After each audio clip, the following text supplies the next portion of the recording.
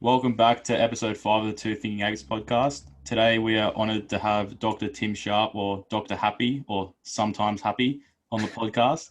Welcome aboard. How are you going? Good, thanks. So thanks for having me. Thank you. No worries.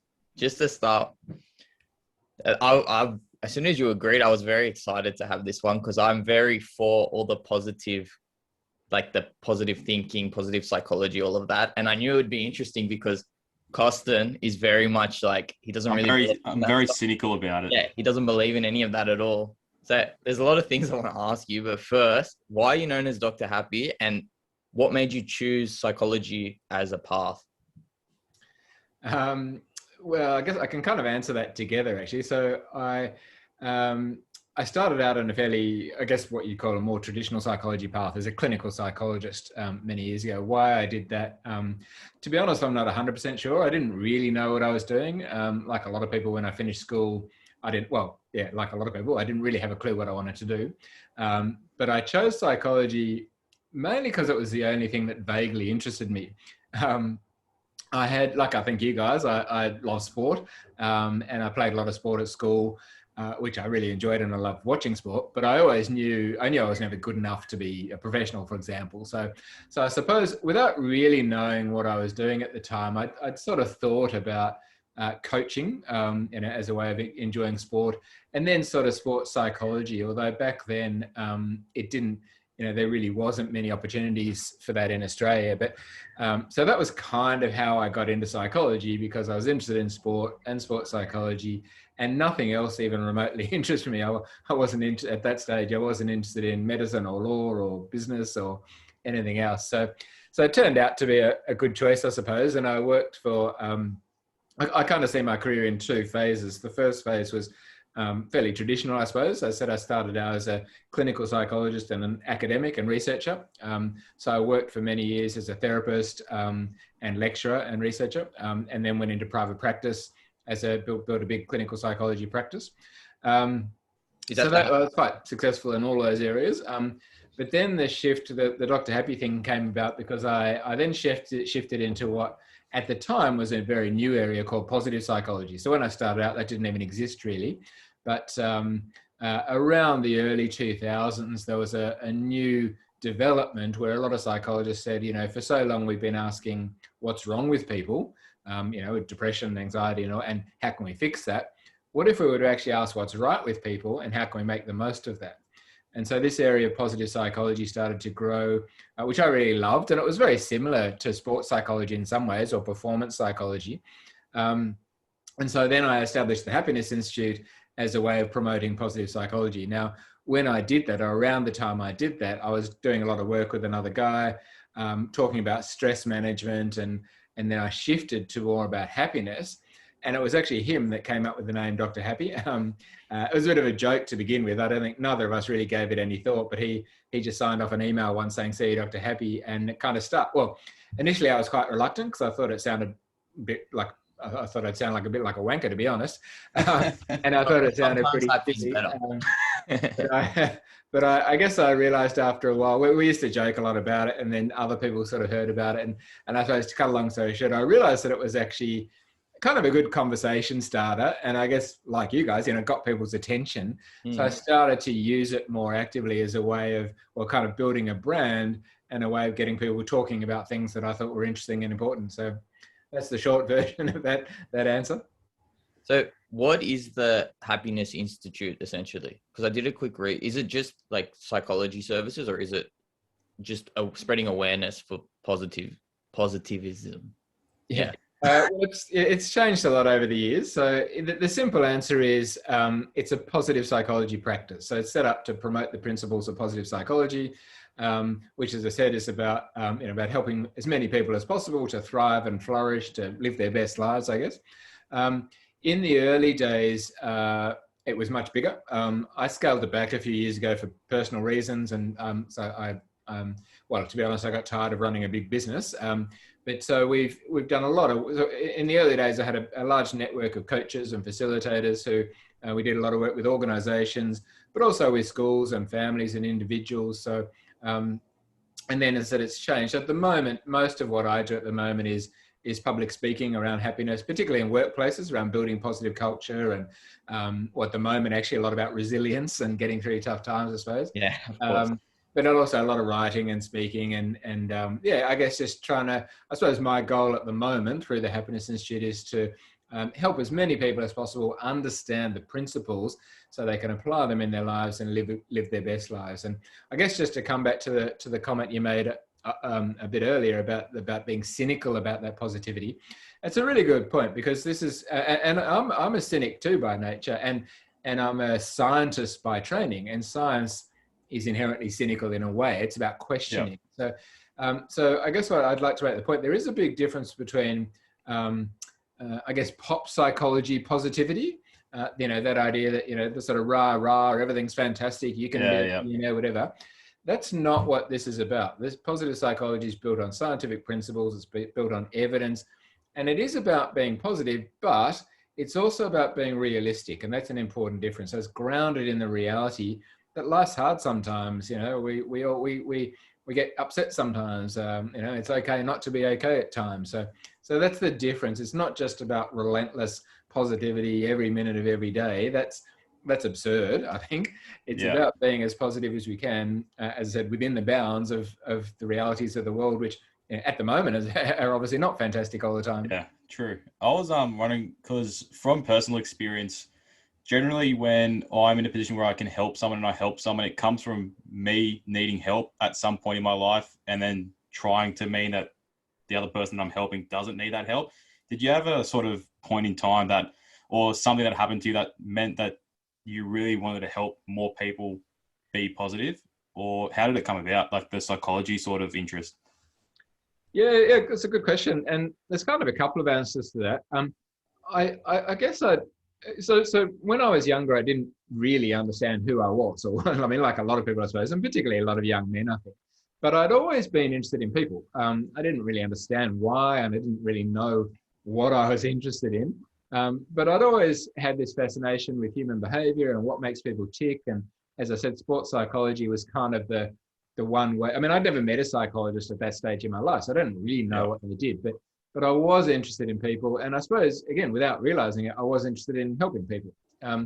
So that grew in my clinical psychology career. And I guess I think I learned pretty quickly that I loved it. It was fascinating. It was very satisfying. And I learned that by helping others, I was helping myself in a lot of ways. The other part of that, and that's continued through all of my career. The other part of that is that in my, or for all of my adult life, I suppose, I've actually experienced depression. I've been quite severely depressed a number of times. So I didn't talk about that a lot in my early career because there was a much bigger stigma around then. But more and more, I've been driven by the idea to help others not suffer as much as I suffered. And so that, as well as doing the work I do, what I've also increasingly done in the last 5 to 10 years is share my story of depression and mental health to try to smash that stigma and try to ensure, again, that more people feel comfortable about reaching out and asking for help. And then the other piece to the answer to that question is, again, although I didn't really understand at the time, from very early in my career as a clinician, even though, as I said, I found it very satisfying and and it was a wonderful career. I really enjoyed it. But I always had this sort of niggling frustration, I suppose, that I was never going to see enough people. Even though when I worked really hard and I saw, even if I was seeing 6, 7, 8 clients a day, 4 or 5 days a week, I kind of sat down at one point and thought, well, even if I do that for years and years and decades, that's not that many people. I mean, I have never actually worked it out, but even if it was hundreds, even if it was maybe a few thousand, in the general scheme of things, it's not that many. So one of the other things that's driven me for most of my career is to try to get the message out as widely as possible. Yeah, fair enough. And I guess that started with, it's always been through public speaking, through writing books. I mean, writing books was one of the first things I did to try to get out to a wider audience, through media work, and then increasingly through social media, and including podcasts and audiobooks. So now I kind of think I don't sit one-on-one with anyone anymore for a variety of reasons. But now my idea is to, if I can get the message out to thousands or tens of thousands, even though it's obviously a slightly more superficial message than the intensity of therapy, but still, that's kind of what driving me at the moment, to get the principles of psychology, which I think are super important and can be super beneficial out to as many people as possible. What are those principles? Oh, well, how long do we have? Well, I suppose, well, we could go on for hours about that, I suppose. But well, in very simple terms, I guess it's the idea that we can help ourselves. I suppose is a very simple message, which technically in psychology we call, well, the similar concept in psychology is called self-efficacy. The belief that I can have a positive impact on my life, on my surroundings, on my world, I suppose. And that's very important. So that's not just for people who are experiencing mental health. I mean, it's very important there because if someone has depression or anxiety or whatever it might be, we can equip them with certain skills, but they're only going to practice those skills if they believe those skills will work. So at the basis of all psychology really, and all coaching and all motivational behavior change is trying to help people understand that you can have some agency over your life. Even if things are pretty shitty, even if things are really, really bad. Well, in some ways it's even more important then, but regardless of your circumstances, you have some control over who you are, how you live, the success you have, etc. So, so that's at the basis of everything. Then there are more specific skills like, even just basic stuff like goal setting, setting and working towards meaningful goals, managing anxiety and distress through practical relaxation strategies, helpful thinking strategies, learning to understand the way we think about things and where those thoughts are helpful or not helpful and how to have more helpful thoughts, again, as long as they're realistic. So does meditation help with that a lot? Would you suggest meditation for that type of stuff? Yeah, well, meditation / mindfulness, which is slightly different but overlap, is super useful. So, that's that's really one of the fundamental skills that almost all psychologists will use in almost all contexts because it can be really useful in different ways. So they're slightly different things. So mindfulness is a bit different to relaxation, which is a bit different to meditation, but they're all extremely helpful if they're practiced. They can all be very, very useful to both manage negative emotions, particularly like stress and anxiety, but also to promote positive emotions like calm and contentment and a greater sense of control. So, that's a very, it's a very commonly used strategy by most psychologists in most contexts. I was going to say, because I relaxed for about half a day today because we're working from home, obviously, and it's a bit more chill, but I felt really guilty afterwards. And that's why I don't do it very often. And how do I stop that, I guess, or like... Yeah, well, that's a really common problem with a lot of self-help strategies or a lot of self-care strategies. A lot of them, they're not always easy, but a lot of them are easier said than done. But one of the big things that gets in the way are the guilty beliefs or the beliefs that we have about doing them, such as, I should be working all the time. This is a common myth in our society that if you're not busy, working harder, then there's something wrong with you, or you're being lazy, or you're wasting time. That's unhelpful. We need to overcome some of those obstacles, because the flip side is, if we don't look after ourselves, and relaxation is an important part of that, just like, you could say the same thing about exercise. Most people can see the benefits of exercise. If they do half an hour of exercise, they don't often feel guilty about it. Well, half an hour of meditation practice can be just as beneficial. We don't feel guilty when we brush our teeth in the morning. Now, that might only be 2 minutes or something, but that's a healthy behavior, a self-care behavior that's important. And we should see things like meditation or other aspects of self-care, like, attending to our relationships, or just taking time out, switching off. These are ways to look after ourselves, ways to recover and re-energize that will then help us function better. So if we need to positively reframe these things, overcome that guilt, or else we're going to get run down and burnt out, and that doesn't help anyone.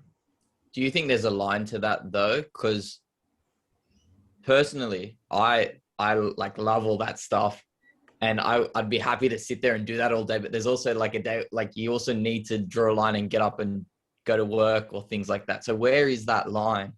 Yeah. Oh, look, 100%. So the bottom line is firstly, this will differ for different people. Obviously, we're all different.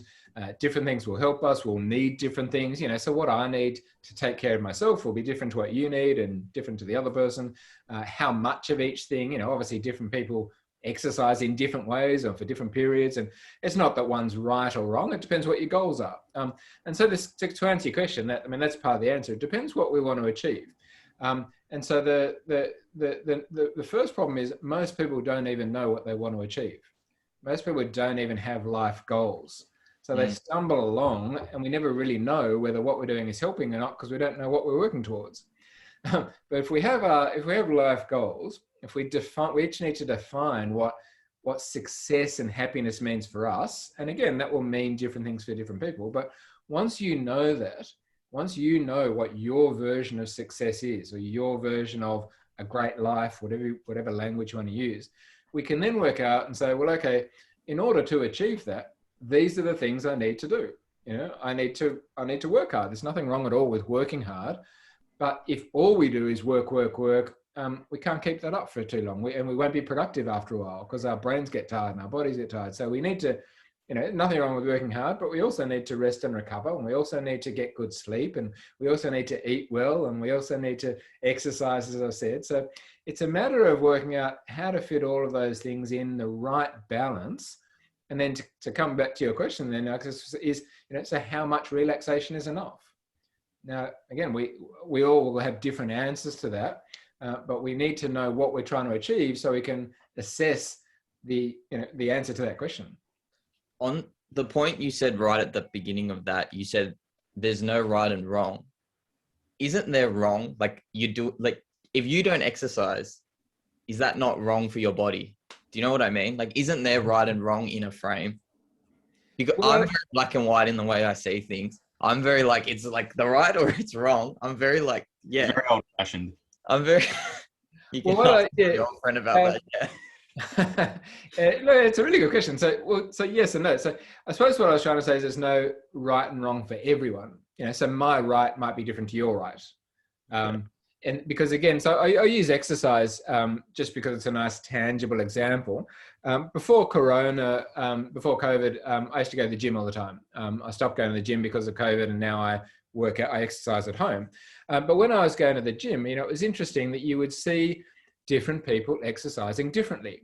Some people would just go and spend the hour just running on a treadmill or on the stationary bike. Other people would go to the various classes that they have. And other people would just, stand in front of mirrors lifting really heavy weights. Now, none of them is right or wrong. It depends, what are your goals? Is it cardio or aerobic fitness? Is it strength? Are you trying to run marathons, or are you trying to do triathlons, or are you just trying to look good? Or, there's all sorts of different reasons we might want to exercise. And again, it's not necessarily my job to say, this is the right way for you. You have to build up lots of muscle strength, or you have to be able to run long distances. It really depends what you're trying to achieve. So in that sense, I guess I'm saying there's no right or wrongs. Coming back to the other part of your question, I said, yes, we could generally say that exercise is healthy and important for all of us. So we should all be trying to do some exercise. But that being said, not everyone. So for me, this is a really important part of my life. It's important for my physical health, is important for me, but it's also important for my mental health. Exercise for me is a stress buster. It's an antidepressant. I feel, yes, my body feels better, but my mind also feels better when I exercise. But not everyone cares as much about health as I do.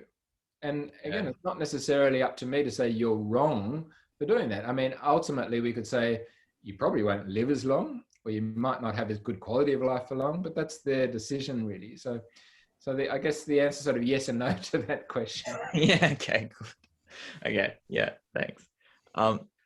Another question I had is, I don't know, have you read the book Sapiens? No, I haven't actually read the book. I've read quite a few articles about it. I'm sort of familiar with it. No, I haven't read the book. No. There's obviously a rise in mental health, like just across the board. I feel like that's because we're so detached from like developing human relationships. We're always on screens. Like I feel like it's because we're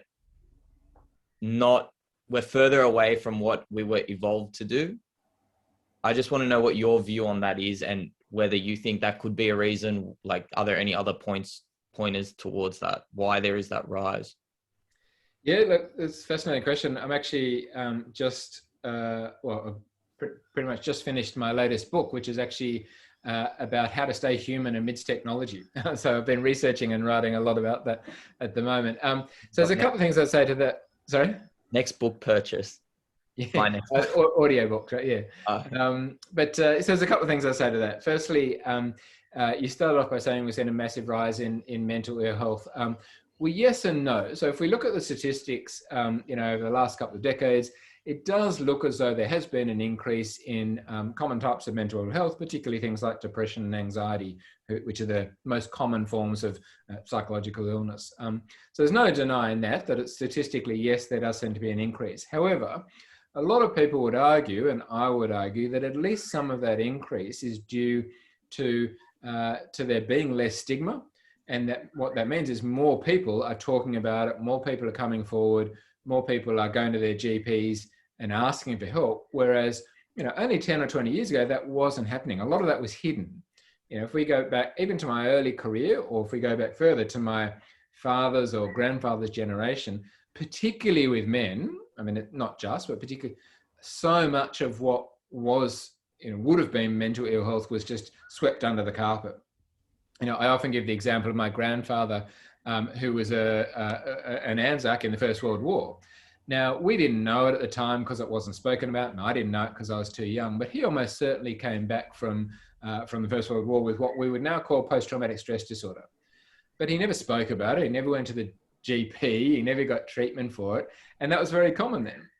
Now, that was obviously, not quite 100 years ago, 80 years ago or whatever. But things have changed a lot since then, thankfully. More and more people are talking about it. More and more people are seeking treatment, which is a good thing.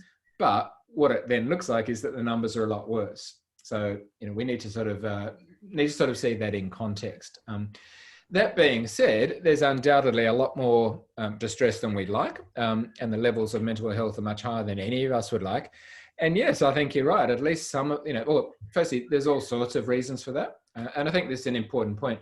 I don't think we should ever attribute mental ill health or rise in men to any one cause. There's not one cause.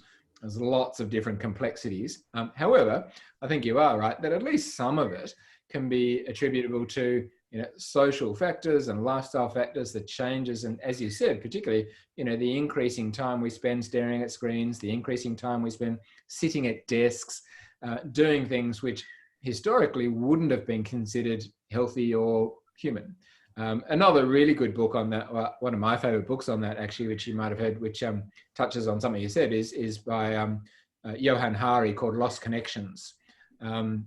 Fantastic book. And he talks a lot about his argument is effectively that the increasing rates in depression and anxiety are largely due to lost connections in loss of connection to meaning and purpose, loss of connection to relationships particularly, et cetera, et cetera. I think there's 9 that he lists. So but yes, I think that is it is a big problem, and a lot of people like myself are trying to find ways to help people reconnect with things that are important and meaningful and healthy. Okay.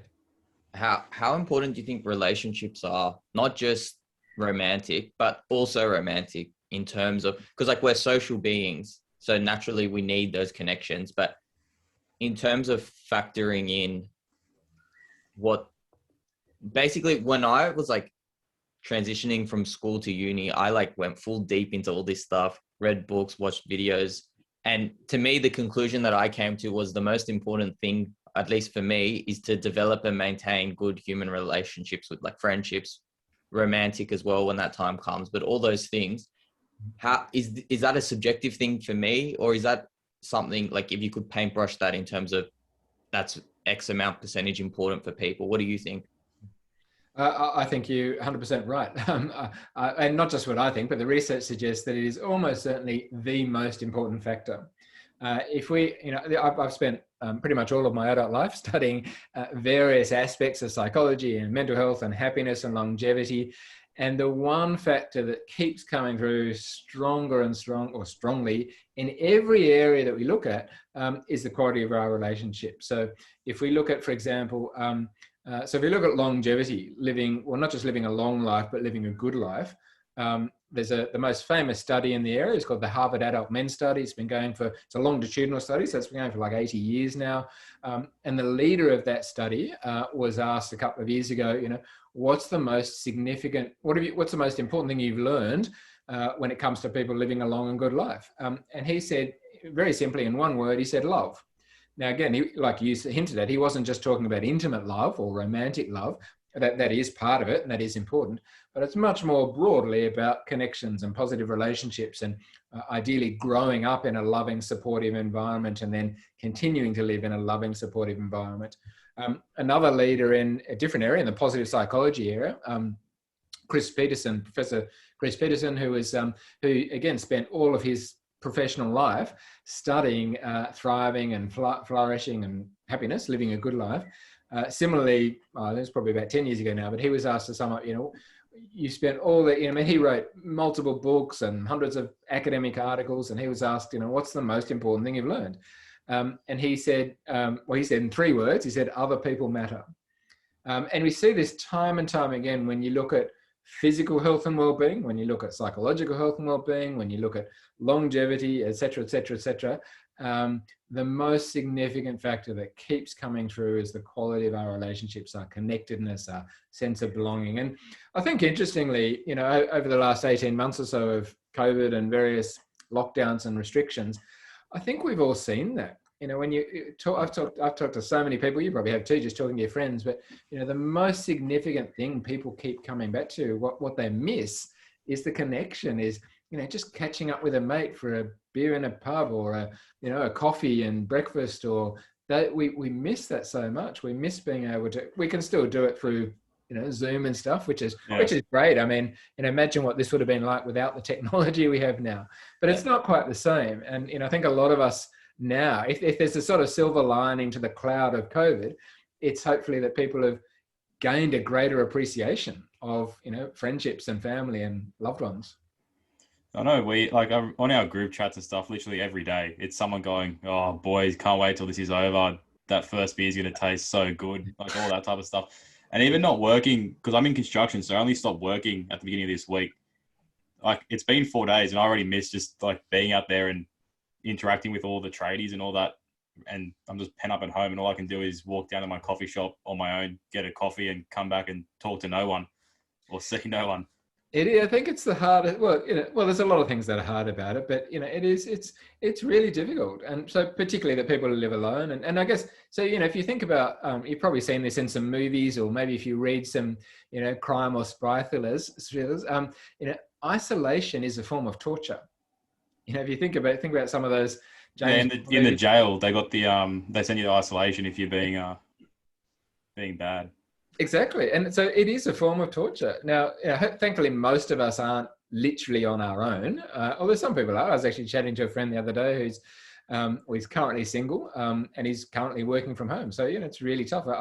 I'm locked down, but I'm with my wife. And so we've got, most people have a husband or a wife or children or parents, and that can, well, that's not always great for everyone. But, the Greek parents are a bit intense sometimes. But... we might leave that alone. But anyway, coming back to your original question, yes, if I was asked, what's the secret to living a good life? My first response probably would be, there's not one secret. There's lots of different things, but if I had to name one, I would probably say the quality of our relationships. Do you think having a wife or husband or whatever, do you think that's required in that? Well, it's not required. I mean, it's a really interesting question, because a lot of the research has focused on intimate relationships. So a lot of the research looks at, for example, are married couples happier than single people, et cetera, et cetera. And so a lot of the research has been a bit biased towards those I guess what we'd call intimate relationships. But more recently, particularly, there's been a kind of almost a bit of a backlash, or not a backlash, but a challenging of that. And, a lot of people have asked, well, can single people be happy, obviously? And the simple answer is yes, of course they can. Single people can definitely be happy. Some people choose to be single. It's a choice. It's not that they can't find someone. However, I guess what my answer would be, it's not so much about the formal title that we would give to them, so husband, wife, boyfriend, girlfriend. It's more about the intimacy we have. And you can, so for most of us, our most intimate relationships will be with a husband or wife or a boyfriend or girlfriend, but you can still have intimate relationships with other people. Can you have that without sex, like an intimate relationship with someone? Without a doubt. Yeah, without a doubt. So, physical intimacy is a totally separate thing, really. Well, it's not totally separate. Obviously, they're connected. But there's no doubt that you can still be happy. You can still have fulfilling relationships that don't require physical intimacy. And in fact, many of us do in other parts of our lives. So yeah, it's a fascinating area. I would say, don't worry too much about the sort of formal relationship or the name that you give it. What we know from the research is that we just need to have some close friendships. And so the way to sort of assess that is, are there people you can be honest with? Are there people that you can really be yourself with, without putting on that sort of brave face? Or, I guess, when we go to work, for example, we often put on a sort of slightly different persona, and that's okay. That's normal. But where can we be our real selves? As long as we've got, and you don't need hundreds of people like that, as long as we've got just a couple of people that we can really be comfortable with, really relax with, really honest with, trusting relationships, that's all we really need. I was going to does the science point to a number you need?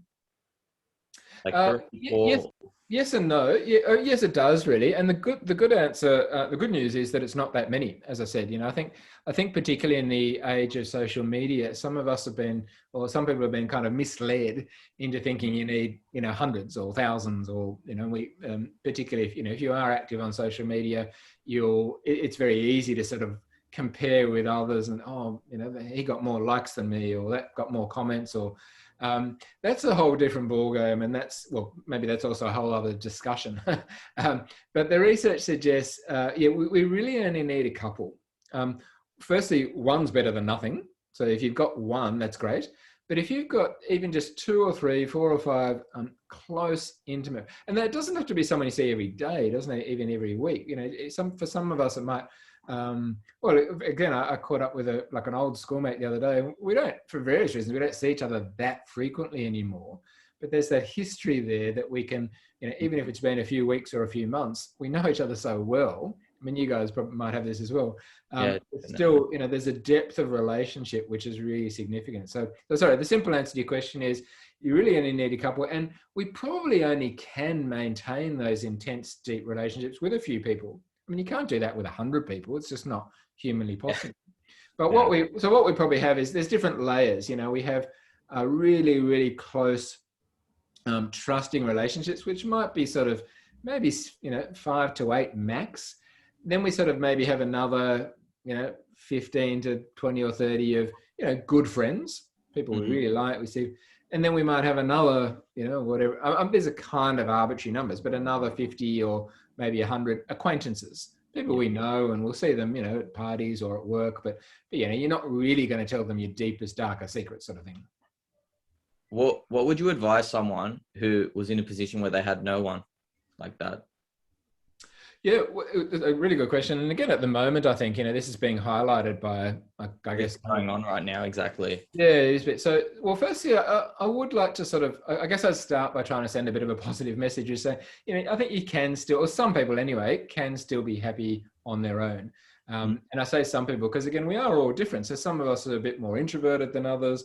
Some people are a bit more extroverted. If you are more of an extrovert, then that might be a bit harder to handle than if you're more introverted. So depending on where you are on that dimension, that's potentially likely to be more or less painful, I suppose. But I would say, if that is the case, if you really don't have any really close friendships, there's still things you can do to live a good life. However, I would also emphasize, as I said a bit earlier, that it is a really, really important part of health and well-being in so many ways. So what I would say is work on it. Work on building, and no matter how old you are, I mean, this is another thing we found from psychology in all sorts of areas. In an ideal world, we would build the strong foundations of health and well-being from our early childhood, and it would be there. But for various reasons, people haven't done that, or that's not the case. But it's never too late. Whether you're 20, 30, 40, 50, 60, whatever, you can still work on some of these things. And you can, coming back to this question, still build and find new friendships. So whoever you are, whatever age, if you don't have any friends, or if you don't have many, if you'd like to have more, work on it. And so I'd say just treat it like a project, or treat it like a skill. And with practice, you can get better at the right. So, maybe you need to learn some new communication skills. Maybe you need to try out different things to relate better to other people. Or maybe you just got to try and work a bit harder to find your tribe, find your particular community. So what I would say is try it and keep trying, because it is quite important. And the more you do it, the better you get, the more benefits you'll gain. Interesting. Something else that I was going to ask is so we can only speak from like the male perspective, obviously. What would your advice be, like, to us, for example, two young men in their early 20s that are kind of like figuring themselves out through life? Costin's in a established career. He enjoys it. I'm graduating next year, so I'm going to start full-time work next year. So what would your advice, just in terms of having a fulfilled life, what would your advice kind of be? That's a big question. I love this stuff. I don't know if you know, I'm the one leading it today. I was very excited. I was very excited. Well, I suppose to go back to the very beginning of your question, I'd say, I don't know if my answer would necessarily be any different if I was talking to a female audience. Yes, there's undoubtedly differences between men and women. There's obviously biological differences, and yes, there are some psychological and emotional differences. But I think we often lose sight of the fact that we've got far more in common than we have a difference.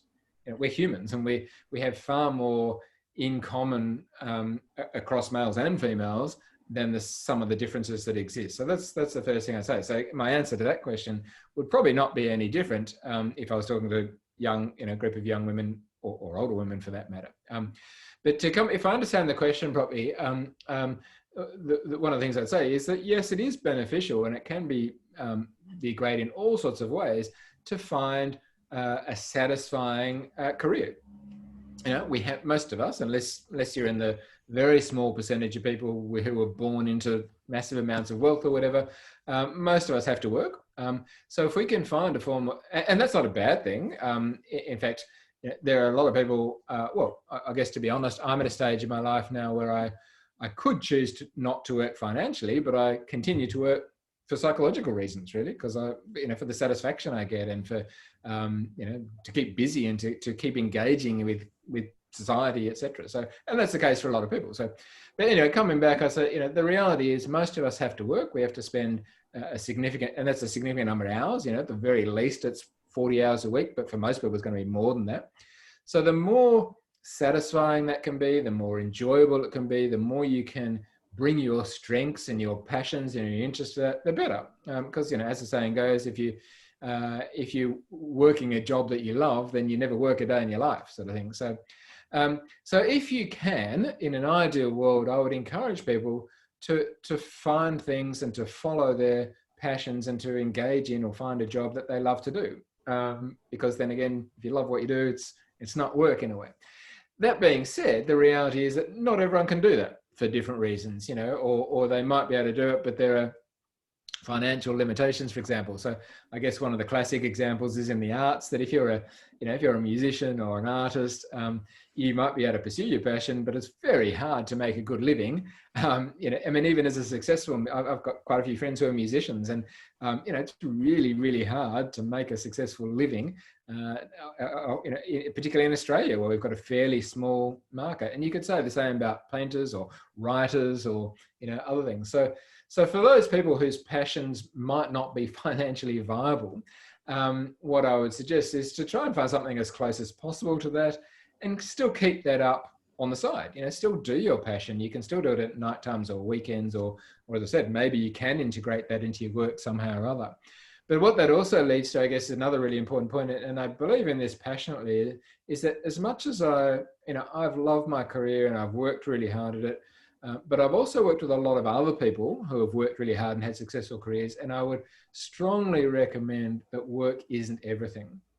Now, again, that doesn't mean that you've got to clock off at 5 o'clock every day, that, you can't work more than it. Because, I've worked much harder than that, much longer hours than that. And I've enjoyed it for a lot of my career. But I would say, when I look at the healthiest, happiest people, and some of whom have been very successful in different ways, they've always had other interests. So they've always maintained their relationships. So, if you're going to work hard and long hours, fine, as long as it's not at the expense of your health and well-being, your relationships particularly, and your other passions and interests. So I guess that's the challenge, is finding a way to fit all of that into a limited time frame. Yeah, that's my issue. Like my last review, all they told me was you got to find some hobbies. Yeah. So that's what I'm working on. Yeah, well, look, I think a lot of us, for different reasons, don't have that, it's a great thing to have if you can find it. But what I'd say, so I'd say go for it. But I think a lot of us define hobbies probably a bit too narrowly. So it's not just, it's not just golf, or it's not just gardening or whatever. I guess it's anything that you're passionate about, anything that you're interested in, anything that gets you excited, something that you look forward to. So, it could still be work in a way, or it could be learning in a way, or it could be whatever it is. But I guess it's a matter of finding out, what are your most positive attributes? What do you love doing the most? And how can you find a way to do that in the evenings or on the weekends, or whatever time you have available? Yeah. You found that close there. Yeah. I haven't found it yet, but I'm going to keep looking. This podcast is a good one. Little hobby. Yeah. Yeah, cool. Well, I mean, maybe there's a bit something to learn in there, and maybe something.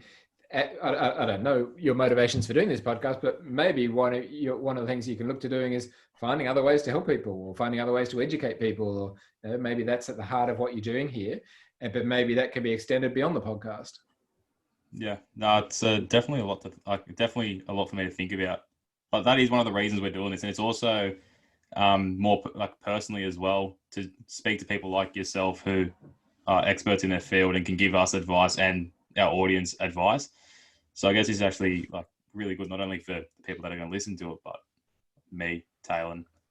So yeah, that's cool. And so I'll just pick up two things there. I think two really important things. I think a lot of young people today miss out on what other generations have had, and that's mentors. I think, and having this is something I've always done initially, sort of informally and accidentally, but increasingly I did it more formally, is seek out mentors. As I said, historically, a lot of people would have found that in the workplace. So historically, younger people would have been mentored by older, more experienced people. It's just part of the process of business. But over the years, for different reasons, cost cutting and cutting out middle management and busyness, that doesn't happen as much as it used to. And I think that's a real pity. But it's not something that just has to happen in the workplace. There are other ways, you can find that in other areas. And it doesn't have to be someone that's older than you necessarily. I mean, a mentor could be the same age, or but maybe they're just more experienced or more knowledgeable in a certain area. So I would definitely encourage, particularly if your audience are mainly the same age as you, if it's a younger, early 20s people, I definitely encourage them to seek out mentors. And that's just anyone who's done what they want to do. And because a lot of people are sort of scared to, I can't call up him, he'll be too busy, but a lot of people. So, for example, I now love giving back. That's one of my motivations, is to give up. So I'm happy to share my experiences and wisdom for what it's worth with, often with younger people. But so don't be afraid to seek out and ask mentors. I mean, some of them might say no, but some might say yes. And then the other part of that is that, what we know from the research, and certainly a big part of my life now, is that one of the best ways to become happier is to try to make other people happy. So giving and volunteering, and we can start that at any age, but giving and volunteering and helping other people, which is, I suppose, again, part of what you're doing with this podcast, is not just helping them, but it's helping you as well. So yeah, there's a couple of pearls of wisdom in there, I think. Yeah, definitely. Can I ask to something? It doesn't link to what you just said, but I just remembered to ask this because I had a couple of things in my mind I wanted to ask you. I think I was listening. It was either that Sapiens book. I think it was that book where it was suggesting that as a culture, we've lost the idea of the rites of passage that a boy to become a man. So there's that kind of links to not having any direction in that sense, because there's no kind of distinguishing factor when a boy becomes a man. It's like, oh, you can drink or you can vote, but that's not really anything. You don't achieve, you don't go through something to get that. I just wanted to ask whether you agreed with that first, and second, is there something we can employ as a kind of rite of passage? Yeah, great question. And yes, I do agree. And something I've thought a lot about and even been involved in. I'll come back to that in a minute. So if you look at pretty much every major religion and every major culture has some version of pathways to manhood. So I don't know what religions you are, but and they're almost always around the age of 12 or 13. So if you look in Judaism, there's a bar mitzvah. In Christianity, there's there's every religion and culture has some version, again, usually around that sort of start of puberty age, 12, 13, 14, where there's some sort of ceremony, and a lot of them have it for women as well, that marks that transition from boyhood to manhood. Now, for a lot of people, that will still happen. I don't know if you... I'm not religious, so Costans. Oh, I'm Greek Orthodox, but not strictly religious. So does the Greek Orthodox have some version of that around? If it does, I haven't experienced it. I don't think it does, because we have our christenings obviously when we're born, but apart from that, okay. Well, so so a lot of religions do, but well, like you said, I suppose, or for both of you, your examples, that for many of us now in Australia, many people in Australia have kind of moved away from religions, traditional religions, or even if they still identify as Greek Orthodox, they're not very adherent. So that's increasingly the case in Australia.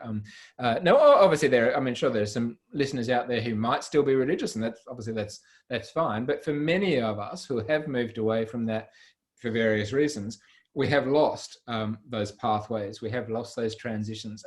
And I think it is significant. And I think it is, a lot of people have spoken about this. Steve Biddulph's talked about this, and, he's talking about manhood and boys. And it's something that I guess was confronted with recently, because I was born a Jew, but we were never religious. We never practiced. And I now call myself an atheist, really. So my wife's also a non-believer.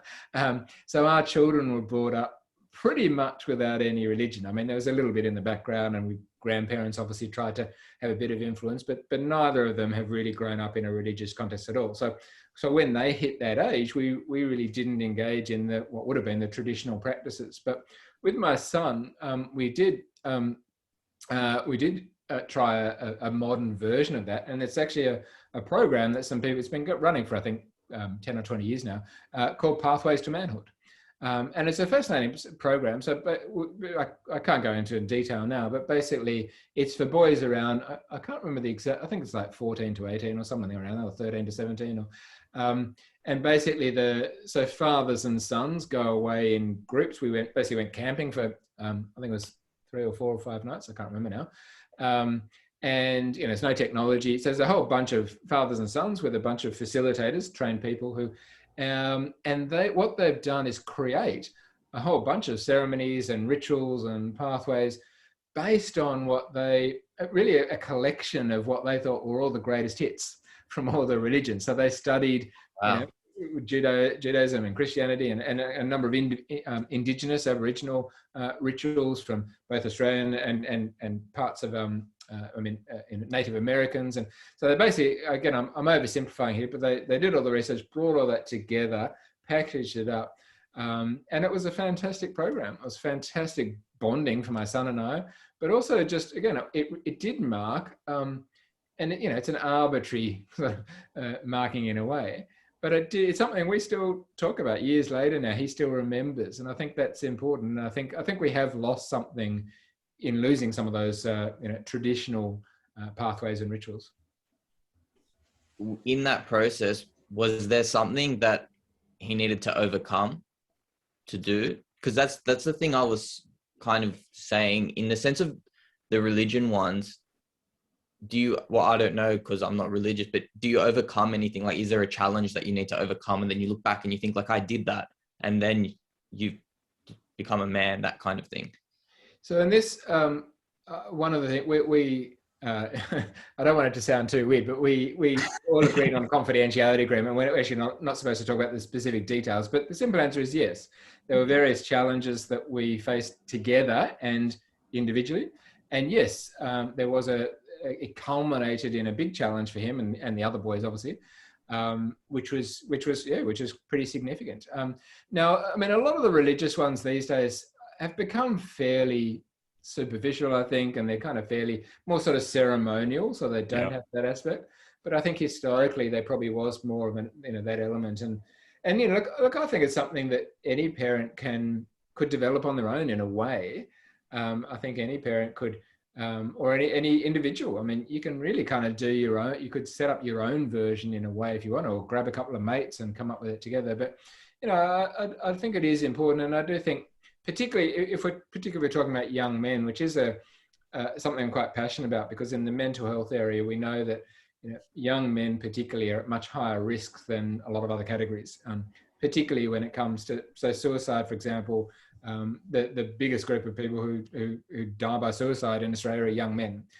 Terrible statistics, incredibly sad, and there's a whole lot of complexities around that. But part of what we're talking about here is part of the problem here, that young men, a lot of them are lost, and they've lost their identity, and the idea of manhood has changed a lot over the years, and so a lot of men are struggling. I actually did a podcast a few years ago now with a guy called Gus Warland, who was on Triple M. Oh yeah, I know.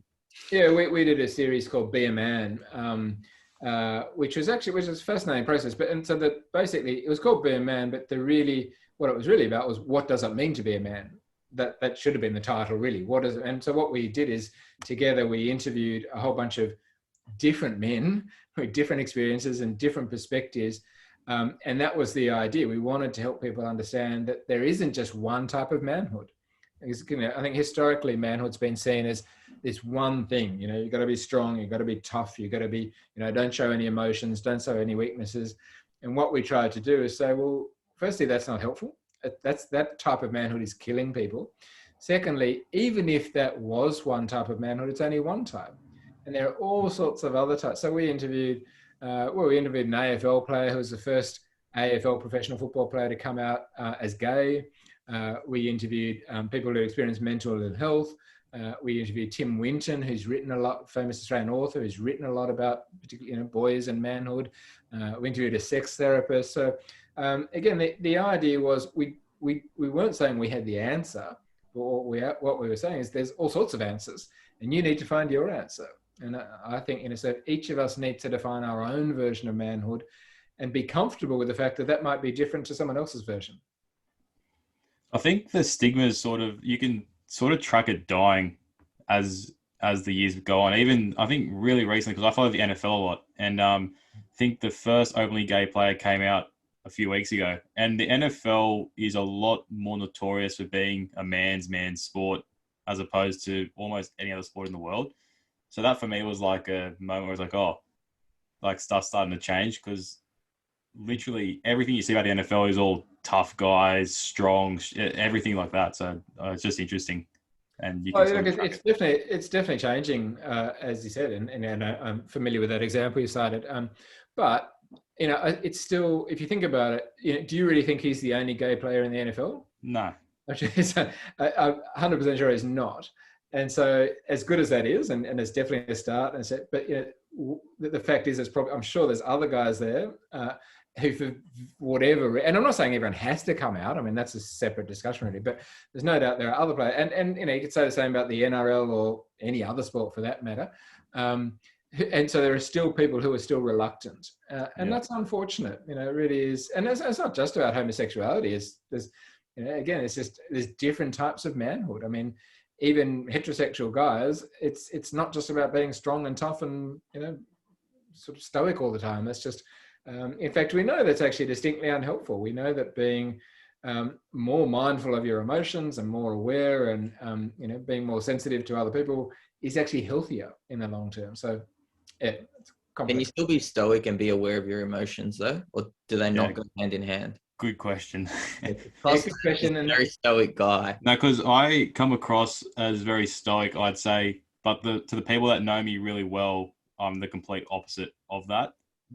So it's just, yeah. Well, that's a really good point, and that's I think that's fair enough, and I think I kind of hinted at this a bit earlier, I think, but it raised a really, really important point, which is that even though as a general rule, I would encourage people, because I think it's healthy, to be authentic, to show our real selves. I wouldn't say that you have to be completely open and honest every minute of every day, because that can be problematic in different ways. So, for example, just to give you an example of that, every day I am and you are asked, how are you going? How are you? Whatever. Now, do you ever answer that slightly or completely dishonestly? Do you ever say, I'm fine? Yeah, good. Yeah, so that's what we do. So the easiest thing is, I'm fine, all good. When in fact, the reality is that on some days we're not good, because on some days we feel shitty or we're angry or we're tired or whatever. But sometimes happy. Well, exactly. And that's why, but I think that's a really important point. So as a general fundamental rule, I would say it would be ideal if we're more open, more honest, more authentic, more vulnerable. But if we were actually open and honest every time, it'd just be overwhelming. And because not everyone wants to hear that answer.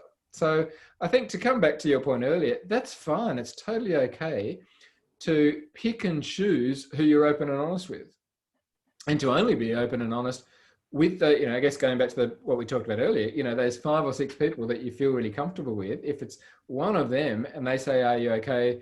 Then you should be saying, well, no, I'm not, or, whatever's going on. But if it's just some colleague who you see at work and, you don't really know him that well, he says, hey, it's probably more appropriate to just give the simple, superficial answer. Yeah. Yeah. Okay. Fair enough. People think, yeah. Another last question from me, then Costin can ask questions. What's your views on Tony Robbins, Sadhguru? I don't know if you know who that one is. Like all of those self-help gurus. Because they're a lot more mainstream, so they're the people that I'm most cynical They're just about. trying to rort you for money. Because you quelled my cynicism early on with your response to the initial intro/question, but like the Tony Robbins of the world are the people that I'm actually cynical about. Yeah, well, so firstly, there's a lot of people like that, a lot of professional development, motivational gurus, and I probably, it's hard to answer. It's hard to be over general. I mean, they're all different. So I guess I'll qualify my answer. If you specifically ask about Tony Robbins, I would answer that I do think people should be very careful for a number of reasons. One, I do think people need to be careful about that unrelenting, excessive exuberance, that he often presents, that, you can be anything, you can be a multimillionaire, you've just got to get your attitude. Well, it's just simply not true. I mean, I can't be anything. As I said earlier, if I could have been anything, I would have been a professional cricket player. I would have been playing cricket for Australia. Yeah, same. That was never going to happen. So, and look, I could have the most positive attitude in the world. I was never going to be a professional athlete, and there's lots of other things. I was never going to be a rock star or whatever. So that idea, and that's what a lot of those people say. I was never going to have hair. Exactly. It's similar. You could, I could look in the mirror and say 1,000 times every day, I'm the most beautiful person in the world. Not going to happen. Same. Don't worry. Same. But I think that's so that is one of my concerns with Tony Robbins and the like, and it comes back to the answer I gave at the very beginning, that I do feel at times it's just unrealistic. And the reason that's concerning, people say, oh, but it's positive. What's wrong with that? Well, because the reason it's problematic is if people are unrealistically positive and they set themselves up for failure, what that often leads to is disappointment and frustration. And there is some research that suggests that's exactly what happens to a lot of people after his seminars. Now, it's very difficult because he's been very careful over the year, and a lot of other people are similar, that he's never let anyone go in and do any proper research with his seminars or his workshops or, those multi-day retreats. A lot of people have tried, and he's never let anyone. So we really don't know. What we suspect, based on anecdotal evidence, is that people go to those 2, 3, 4-day retreats. They get super hyped up. They're super excited. They go out and they achieve for a few days, maybe a few weeks. But if you look at them a few months or a few years later, a lot of them have come crumbling down because, as I said, their expectations, their goals are just unrealistic. And for some people, that disappointment and frustration could actually potentially lead to severe depression, which is problematic. So that's probably my biggest concern with that type of person, the unrealistic nature of their encouragements and exhaustions. The other thing I would be a bit careful about is the financial side. Now I don't believe, I don't inherently believe it's wrong to make money from something that you're good at. And he's regardless of the fact that I don't agree with him, he's exceptionally good at what he does. He's an exceptionally good speaker. He's eloquent. He's charismatic. But the sort of money that people pay and the way they often get sucked in to paying more and more and buying more and more, there are potentially, I would have qualms about that in some regard. Sorry? Cult-like. Yeah, look, I'm trying to be diplomatic, I guess, about how I define it. But but that's only one. Yeah, so there's that one group there. So my main concern would be the unrealistic nature of their promises and their claims. And as I said, I think that can be far more problematic than a lot of people realize. Very interesting. Because Fair enough. we know someone who has bought some of his tapes, and I don't think they made any change personally. Who knows? But yeah. I should say, and at the risk of contradicting myself, I know a lot of people that have either, listened to his tapes or attended his workshops or bought his books, and have found it helpful. So I do want to make it. So I'm not saying everything about him or his work is bad. It's not. And I've actually, I've listened to stuff. I watched a documentary, I know, a few years ago, which is a Netflix one. What was that called again? I Am Not Your Guru. Yes. Yeah. So so that was very interesting, both in terms of the content he presents, but also a bit of the behind the scenes. But also you've got to remember he produced that, so it was quite of course. It was quite biased. But again, I guess I want to make the point. So I wouldn't in any way suggest that everything he says or does is wrong or bad. It's not, and I'm sure it has helped some people. In fact, I know it has, no doubt about it. However, I do think that there are significant aspects of both the way he presents, what he presents, and the nature of the business that I certainly wouldn't advocate anyway. Fair enough. This is giving me a lot to think about. Yeah, Costin's we'll see now. He was originally very against positive. I always say that word wrong. The positive movement, I'll call it that. It was the unrealistic positive movement. I'll change my stance on that one. That's fair enough. Again, I think that's the key. That's the real, for me, it certainly at a simple level. So if you look at, so if you compare someone like Tony Robbins, for example, with the people that I would advocate, so that people that come from a more academic background, people that, more valid and respected members of the positive psychology community, the significant difference is the grounding in reality. And again, what you will find from the people that I would consider the experts, what I would say is, yes, happiness is good. Yes, positivity is good. Yes, we should try and create and have as much of that as possible. But we've got to be realistic. And the reality is that no one will be happy every minute of every day. I mean, that's absurd. Yeah. To think that you'd be smiling and happy every minute of every day. It's absurd to think you can do or be anything. We can't. We can be the best that we can be. I can be the best Tim Sharp I can be, but I can't be the best at so many other things that to suggest I could would be, as I said, it's downright dangerous. So yeah, I think that, and again, if you look at the, again, the experts in the positive psychology community, they all acknowledge that failure is a part of life, distress is a part of life, stress and anxiety are normal human emotions. We shouldn't try to avoid them, but we need to learn to live with them and manage them. Yeah, fair enough. Yeah, Oh. I think that's a good spot to leave it, I guess. I actually have to think a bit hard tonight. Good. I love this stuff. This is very good. Thank you so much. We really appreciate your time coming on here. It's been really good.